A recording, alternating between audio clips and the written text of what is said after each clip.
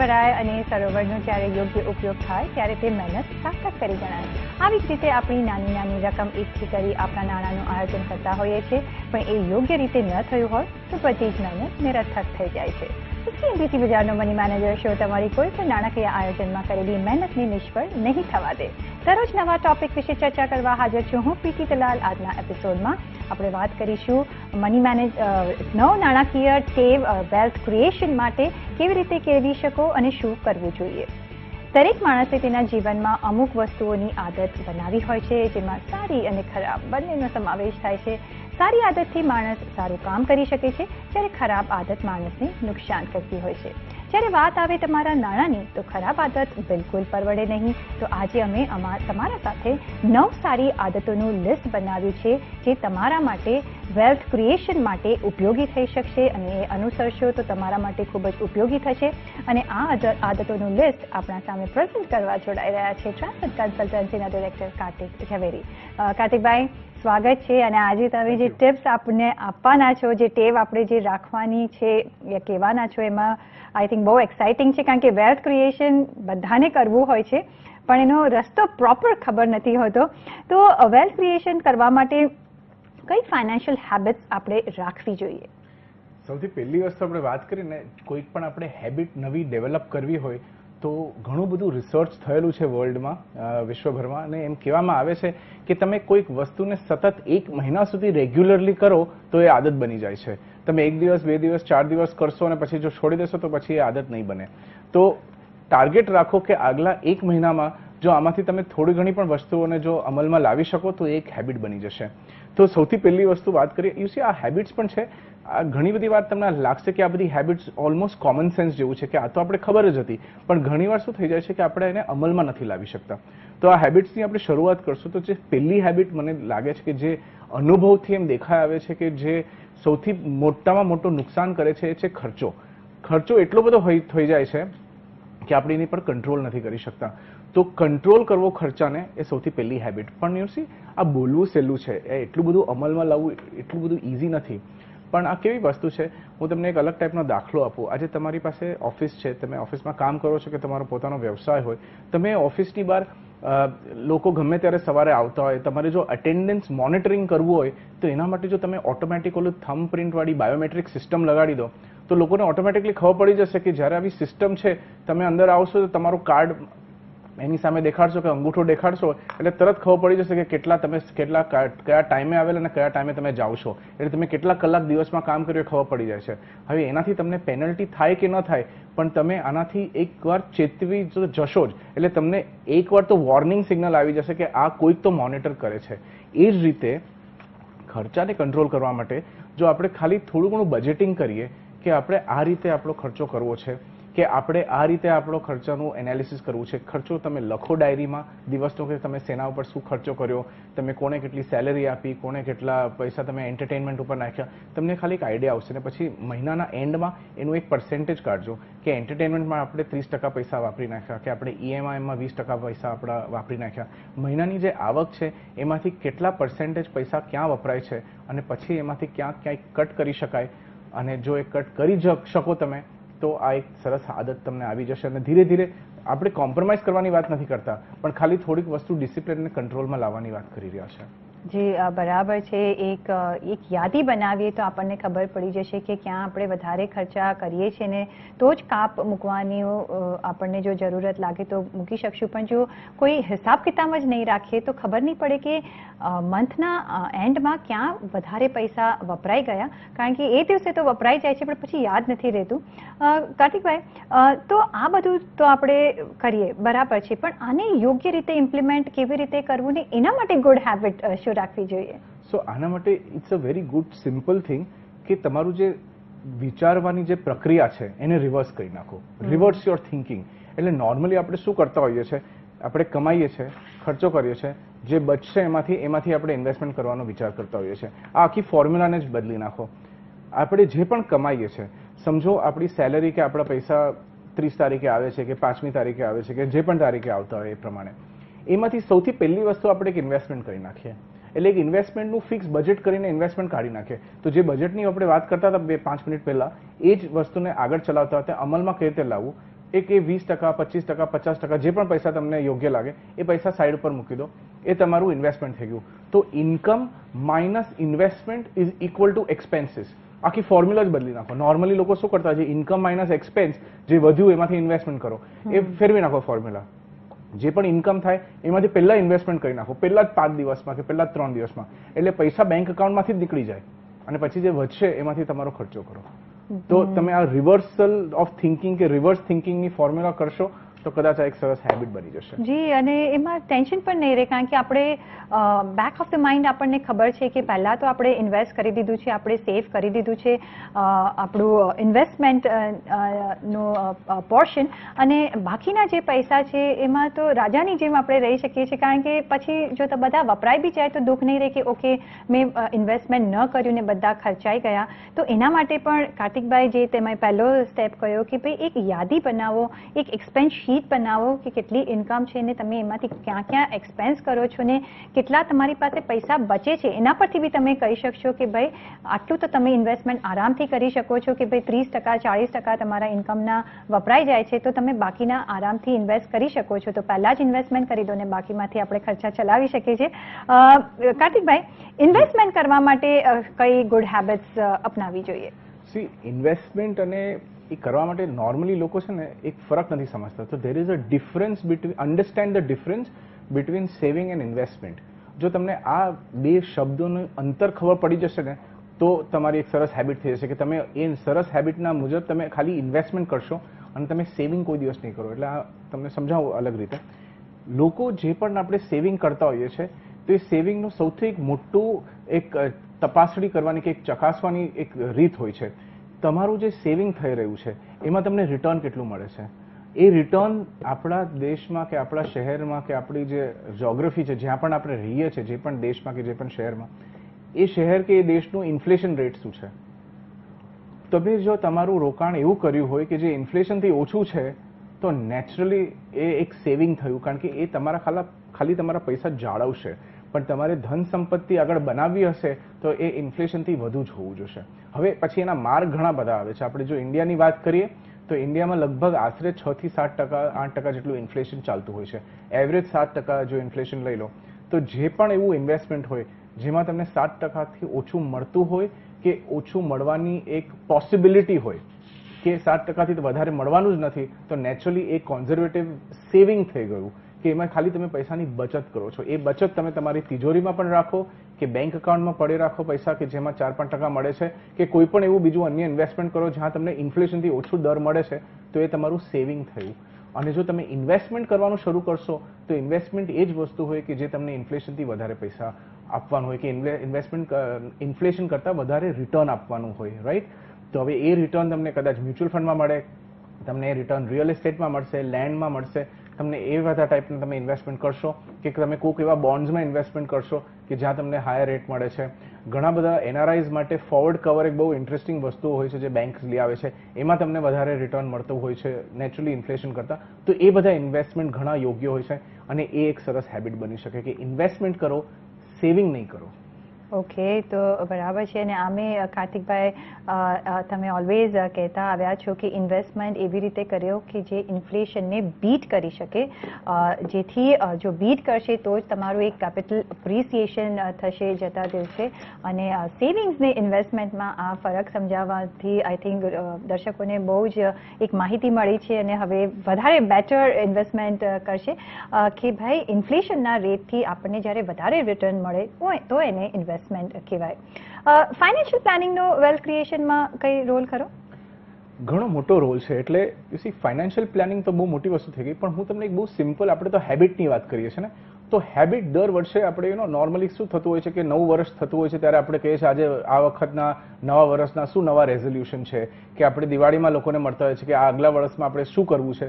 તો એવી રીતે આપણે ફાઇનાન્શિયલ મેટર્સ માટે પણ એક વસ્તુ કરીએ તો આપણે ગોલ સેટ કરીએ કે એક ટાર્ગેટ સેટ કરવું છે કે મારે આગલા વર્ષ સુધી મારે આ વસ્તુ અચીવ કરવી છે, કે આગલા 2 વર્ષમાં મારે આ કરવું છે. આ કરવું બહુ જરૂરી છે અને આ ખાલી મનમાં રાખવાનો કોઈ મતલબ નથી. આ તમે મનમાં વિચારશો, પછી એના કાગળ ઉપર લખશો, ત્યારે એનો કંઈક ઉપયોગ થશે. તમે ખાલી મનમાં રાખશો તો એનો કોઈ મતલબ નથી. અને જેટલો મારો અનુભવ છે એ પ્રમાણે હું તમને કહી શકું છું કે જે પણ વ્યક્તિ એમ વિચાર કરે છે કે મારે આમ કરવું છે, એનાથી એ નથી થવાનું.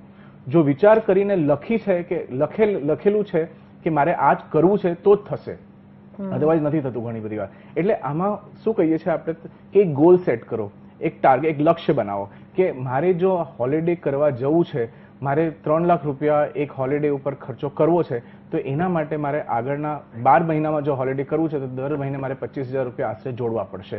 કે જો મારે આ હોલિડે 3 વર્ષ પછી કરવું હોય તો આશરે મારે 7,000 થી 8,000 રૂપિયા દર મહિનાના આપણે જોડવા પડશે. તો એ જોડવાનું શરૂ કરો.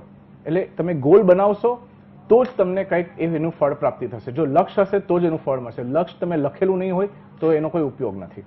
જી બરાબર છે. અને એ જ આપણે ઓલવેઝ કહેતા હોય છે કે પહેલાં તમે ગોલ નક્કી કરો ને એ પ્રમાણે ઇન્વેસ્ટમેન્ટ કરો, જેથી આગળ પાછળ ન થઈ જાય. જ્યારે તમને એ ગોલ માટે પૈસા જોઈતા હોય, જેટલા જોઈતા હોય એ પ્રમાણે જો ઇન્વેસ્ટ કરશો તો એ ટાઈમસર તમને મળી પણ રહેશે. તો ફાઇનાન્શિયલ પ્લાનિંગનો રૂલ એ પણ છે કે પહેલાં તમે તમારો ગોલ નક્કી કરો. કાર્તિકભાઈ, નેક્સ્ટ હવે કઈ ગુડ હેબિટ આપણે રાખવી જોઈએ ધ્યાનમાં? સો તમે વિચાર કર્યું, તમે એક કાગળ ઉપર લખી પણ લીધું, તમારી ડાયરીમાં લખ્યું, તમારા કમ્પ્યુટરમાં લખ્યું, ક્યાંય પણ અકોર્ડિંગ ટુ મી કમ્પ્યુટર કરતાં પણ તમે તમારી ડાયરીમાં કે કોઈક એવી જગ્યા ઉપર કે કોઈક એવી ફાઇલ બનાવો કે 2016ના આ ગોલ મેં વિચાર કરેલા, આ ગોલને લખી લીધું, મારે આ વસ્તુ અચીવ કરવી છે આગળના 1 વર્ષમાં, આગળના 2 વર્ષમાં, 5 વર્ષ, 10 વર્ષ. યુસી તમને કેલ્ક્યુલેશનમાં કંઈક તકલીફ થતી હોય ને તો કેટલી બધી વેબસાઇટ છે જે તમને આ બધું કેલ્ક્યુલેટર આપે છે. ઇવન ફોર એક્ઝામ્પલ CNBCની વેબસાઇટ છે મની કંટ્રોલ, બહુ બ્યુટીફુલ વેબસાઇટ છે. એમાંય તમને આવા બધા કેલ્ક્યુલેટર મળશે કે મારે જો 5 વર્ષ પછી 5 લાખ રૂપિયા ભેગા કરવા હોય તો આજની તારીખમાં મારે કેટલું બચત કરવું પડે. આવા સિમ્પલ વસ્તુઓના તમને જવાબ બહુ ઇઝીલી મળી જશે આવા કેલ્ક્યુલેટરથી. તો એવા કેલ્ક્યુલેટર વાપરો. એટલે તમે વિચાર કર્યું, તમે કાગળ ઉપર લખ્યું, કમ્પ્યુટરમાં નહીં, કાગળ ઉપર. અને જો કાગળ ન ફાવતું હોય તો કમ્પ્યુટર ઉપર, પણ અગર કાગળ ઉપર લખો તો બેટર વસ્તુ છે. ત્રીજી વસ્તુ, એને એક્શનમાં લાવો. કારણ કે લખેલી વસ્તુ જ્યાં સુધી તમે ઓલો ચેક ફાડીને કોકને આપશો નહીં, તમારું ઇન્વેસ્ટમેન્ટ ચાલુ નહીં કરો, કે તમે ઓનલાઈન જો ઇન્વેસ્ટમેન્ટ કરવામાં વધારે પરિચિત હો, તમે ઓનલાઈન જો ઇન્વેસ્ટમેન્ટ નહીં કરો તો વસ્તુ ઓબ્વિયસલી નહીં થાય. અને ઘણી બધી વાર as good as 60% of the times આપણને એક રિસર્ચ છે કે લોકો વિચાર કરે છે, પછી વિચાર કરીને લખે પણ છે કે મારે આ વસ્તુ કરવી છે, અને લખીને પછી આળસ કરે છે, એ એક્શન નથી કરતા. કોકને તમારે ગોતવું પડે, કે તમારે ઓનલાઈન જાતે કરવું પડે, કે તમારે 2 ફોન કરવા પડે, કે 2-4 મિત્રોને પૂછવું પડે કે કોની પાસે જાઓ અને કોણ મારી આમાં હેલ્પ કરશે. જો એ વસ્તુ નથી થતી તો એમાં લગભગ 40% જેટલા લોકો એ વસ્તુ નથી કરી શકતા, એટલે એક્શનમાં નથી લાવતા. અને એક્શનમાં તમે નેચરલી ન લાવો તો 1 વર્ષ કે 2 વર્ષ કે 5 વર્ષ પછી જે પણ તમે લક્ષ્ય સાધેલું એ નેચરલી મળશે નહીં, કારણ કે તમે એની પર એક્શન નહોતું કર્યું. એટલે તમારે એક્શન અને એક્ઝિક્યુશન એ કરવું બહુ જ જરૂરી છે. એકવાર લખો પછી એને ઇમિડિયેટલી એક્ઝિક્યુટ કરો, અને એમાં જરાક પણ આળસ કરશો તો પછી એ છૂટી જશે હાથમાંથી. જી, આ તમે ફાઇન વાત કહી. કારણ કે આઈ થિંક આપણે હાથેથી લખીએ છીએ તો મગજમાં બરાબર બેસી જાય છે કે મારે આ કરવાનું છે. મોડર્ન જમાનો આવી ગયો છે, કમ્પ્યુટરનો જમાનો આવી ગયો છે, એટલે વધારે હવે કમ્પ્યુટર, આપણા મોબાઈલ ફોન પર લખીએ છીએ. પણ જો હાથેથી તમારી ડાયરીમાં કે એક પીસ ઓફ પેપર પર તમે લખશો તો એની અસર અલગ જ હોય છે, અને જે તમે કરશો એના પર એક્ઝિક્યુશન કરવું ઘણું જ જરૂરી છે. નહીં તો એક પેપર નકામું પેપર બની જશે. તો આ એક્ઝિક્યુશન કરવું એકદમ જરૂરી છે. Kartikbhai, next step? આ બધું તમે કરી લીધું ને પછી નેચરલી તમે એક રસ્તા ઉપર આવી ગયા છો કે તમારું વેલ્થ ક્રિએશન તો થવા માંડશે. તમે બીજું કંઈ પણ નહીં કરો, ઇન્ફ્લેશનને બીટ કરી દેશો, તમે તમારા ગોલ્સ લખી લીધા, તમે તમારું લક્ષ્ય બાંધી લીધું, કેલ્ક્યુલેશન કરી લીધું, અને તમે તમારું પ્રોસિજર ચાલુ કરી દીધો. એ બધું કરતાની સાથે એક જે ક્ષેત્ર હોય છે જેને આપણે રિસ્ક મેનેજમેન્ટ કહીએ છીએ, કે તમારું સોલિડ પેકેજ હોવું જોઈએ તમારી પાસે રિસ્ક મેનેજમેન્ટનું. ઘણીવાર શું થાય છે કે આ રિસ્ક મેનેજમેન્ટ બરાબર આપણે નથી કરતા અને એમાં ઘણું બધું નુકસાન થઈ જાય છે. એટલે રિસ્ક મેનેજમેન્ટમાં હું 3 વસ્તુઓની વાત કરું છું હંમેશા. રિસ્ક મેનેજમેન્ટ નંબર 1 કે તમારું હેલ્થ ઇન્સ્યોરન્સ. ઘણા લોકોની પાસે ઘણી બધી વાર મેડિક્લેમ પોલિસી હોતી નથી. જો મેડિકલનું કઈ ટાઈપનું, અને આજકાલ છે ને એકચ્યુઅલી કન્ઝ્યુમરનો પણ વાંક નથી, ફાઇનાન્શિયલ કંપનીઝ એટલા બધા મેડિકલ પ્રોડક્ટ્સ લઈ આવે છે કે કેટલું બધું કન્ફ્યુઝન થઈ જાય છે કે ખબર નથી પડતી કે કઈ પોલિસી સાચા મેડિક્લેમ પોલિસી છે કે કોઈ પોલિસી ખાલી હેલ્થ બેનિફિટ આપે છે. એટલે તમારે થોડુંક ચેતવવું જોઈએ એનાથી. તો આમાં કારણ કે છે ને 2-3 ટાઈપની પોલિસીઝ આવે છે. એક તો હેલ્થ ઇન્સ્યોરન્સ પોલિસી આવે છે જે સ્ટેન્ડર્ડ હેલ્થ ઇન્સ્યોરન્સ હોય છે, જે મેડિક્લેમ જેનાથી જણાય છે કે જે આપણા બધા હોસ્પિટલના ખર્ચા પૂરા પાડે છે. તો એ ઓબ્વિયસલી એક પ્રોપર પોલિસી છે જે લેવી જોઈએ. કેટલી બધી life insurance companies critical illness rider ને હેલ્થ બેનિફિટ ને હોસ્પિટલ કેશ બેનિફિટ અને એવી ટાઈપની અનેકો નામની અને અનેકો ટાઈપની પોલિસીઓ લઈ આવે છે. તો આ પોલિસીઓ તમારું એટલું બધી મદદ નથી કરતી. આ લેવામાં કોઈ વાંધો નથી, પણ એ તમારી પાસે એક્સ્ટ્રા પૈસા હોય ને એક્સ્ટ્રા બજેટ હોય તો તમે એનું કન્સિડરેશન કરી શકો છો. કોક પોલિસીઝ બહુ સરસ પણ હોય છે, પણ બેસિકલી તમારી જો basic health insurance policy proper હોય તો તમારા મોટા ભાગનું જેટલું તમે ઇન્વેસ્ટમેન્ટ કર્યું હશે આગળના જમાના પાછળના કેટલા વર્ષોથી, એ આગળના જમાનામાં બધું વાઇપ આઉટ થઈ જશે, બધું ડિસ્ટ્રોય થઈ જાય છે. કારણ કે ઘણીવાર ઇન્સ્યોરન્સ નથી હોતું અને એને કારણે જો કોઈક માંદગી આવે છે કે કોઈક જાતનું હોસ્પિટલાઇઝેશન આવે છે ત્યારે કવર નથી મળતું અને ત્યારે મગજમાં એમ વિચાર આવે છે કે કદાચ આવું કર્યું હોત તો બહુ સારું થાત. ત્યારે તમે કરવા માટે ઇન્સ્યોરન્સ કંપની પાસે જાઓ છો અને ત્યારે એ કહેશે કે હવે તમારું અમે વીમો ઉતારશું નહીં, કે તમારું હેલ્થ ઇન્સ્યોરન્સ નહીં આપીએ, અને આપશે તો બહુ મોટા પ્રીમિયમ ઉપર આપશે, અને નહીં તો પછી 2-4 વર્ષ સુધી તમારી જે એક્ઝિસ્ટિંગ ઇલનેસ છે કે જે માંદગી આવેલી એને કવર નહીં કરે. એટલે ઘણા બધા એવા terms and conditions, extra terms and conditions તમારા પોલિસીમાં આવી જતા હોય છે. એટલે હેલ્થ ઇન્સ્યોરન્સ રિસ્ક મેનેજમેન્ટનું પહેલું પગલું. બીજું પગલું તમારું એસેટ્સ, જે તમારા ઘરની વસ્તુઓ છે કે જેને આપણે જનરલ ઇન્સ્યોરન્સ કહેતા હોઈએ છીએ, એ બહુ જ મામૂલી પ્રીમિયમ છે પણ મોટા ભાગે લોકો એ ટાઈપની પોલિસીઝ નથી લેતા.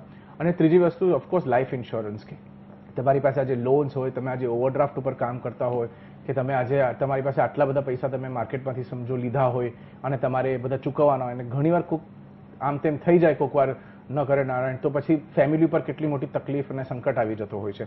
તો રિસ્ક મેનેજમેન્ટનો ત્રીજો ભાગ એટલે લાઈફ ઇન્સ્યોરન્સ લેવું. એટલે આ 3 વસ્તુનો નાનકડો ખર્ચો થવાનો છે બધાને, અને તમારા બજેટ પ્રમાણે, તમારી જરૂરિયાત પ્રમાણે તમને વર્ષનો આનો કદાચ આના 20,000 થી 25,000 રૂપિયાનો આશરે એન્યુઅલ ખર્ચો થાય, પણ આ એટલો જરૂરી છે ને એટલો એસેન્શિયલ ખર્ચો છે કે જેના વગર તમારે બીજી કોઈ હેબિટ ન પાડો ને આટલું કરશો તો પણ ઘણું છે.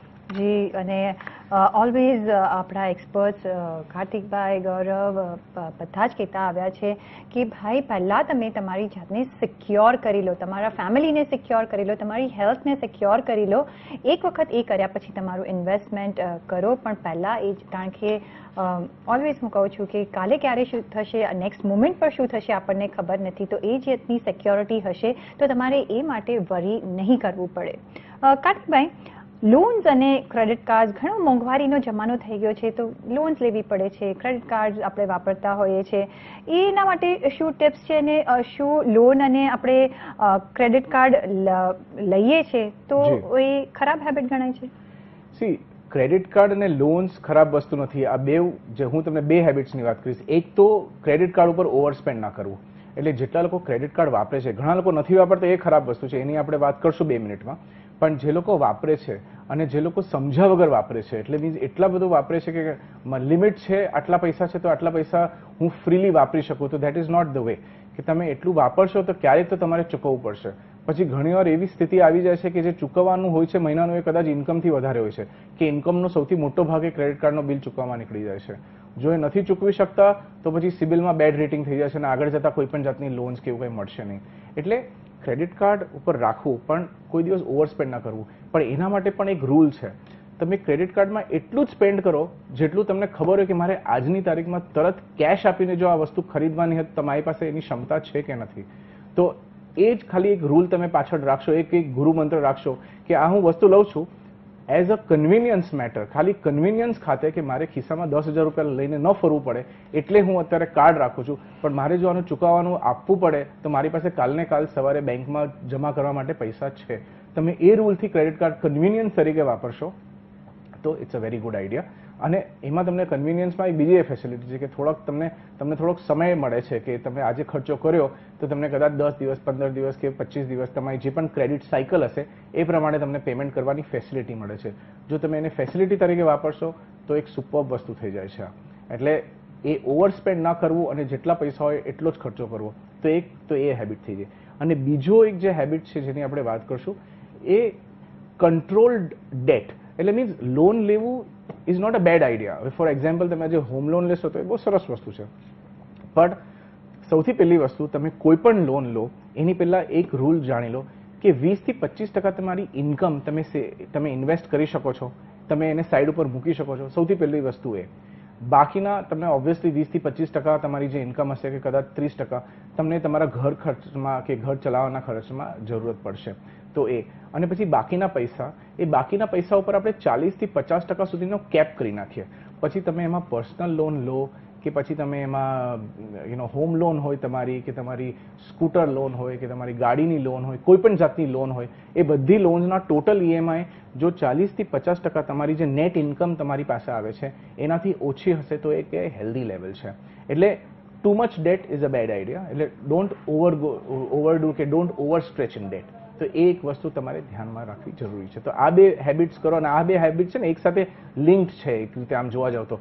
ઓવરસ્પેન્ડ ક્રેડિટ કાર્ડ ઉપર ના કરવું અને ડેટ્સમાં ઓવરબોર્ડ ના જવું, એટલે મીન્સ ડેટ્સને કંટ્રોલમાં રાખવી. Control your dates. જી બરાબર છે. અને કાર્તિકભાઈ, દેવું કે ડેટ લેવાનું અવોઇડ કરવું જોઈએ, એ શું સારી હેબિટ ગણાય?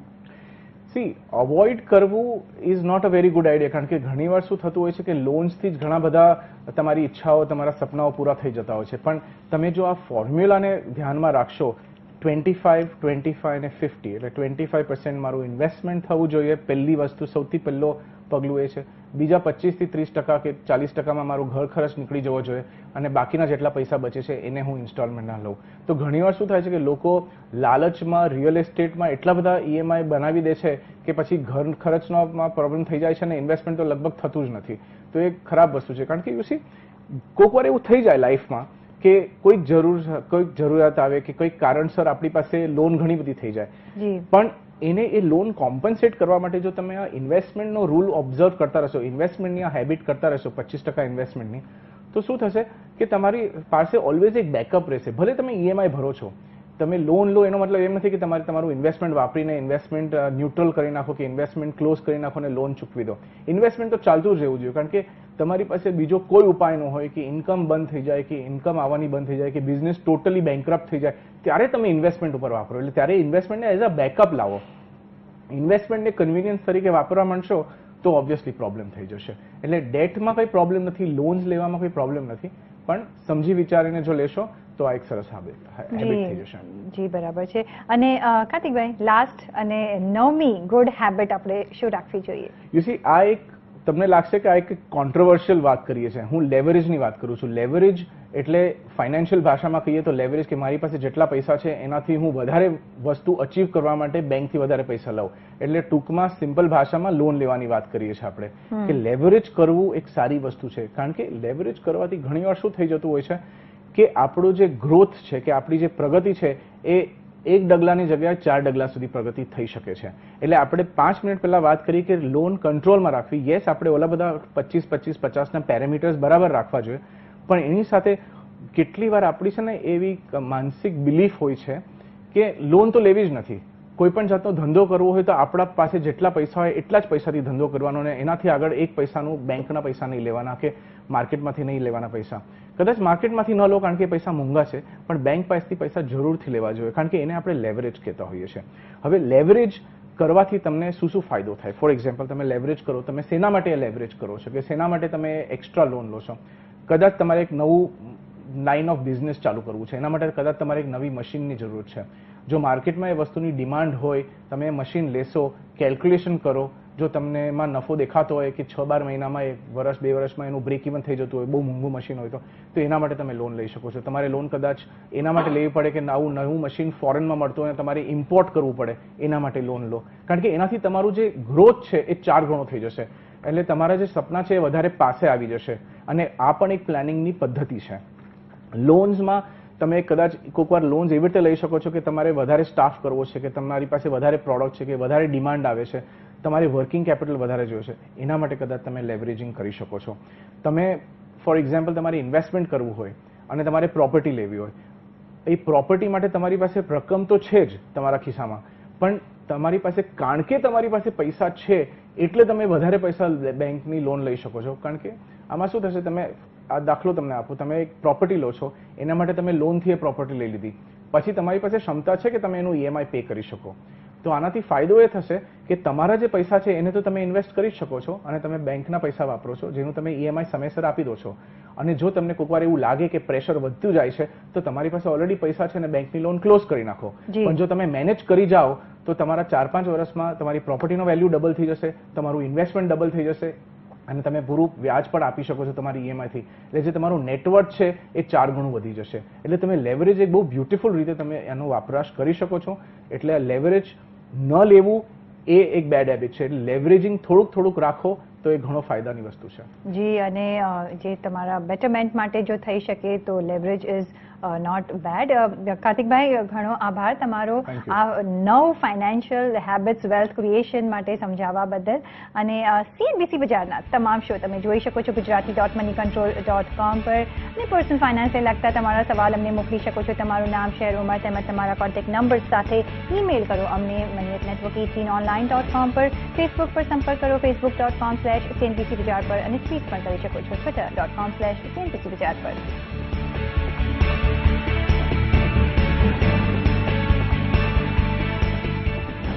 સાથે જ મની મેનેજરના આ એપિસોડમાં બસ આટલું જ. પાછા મળીશું નેક્સ્ટ એપિસોડમાં. ત્યાં સુધી આપશો રજા. નમસ્કાર.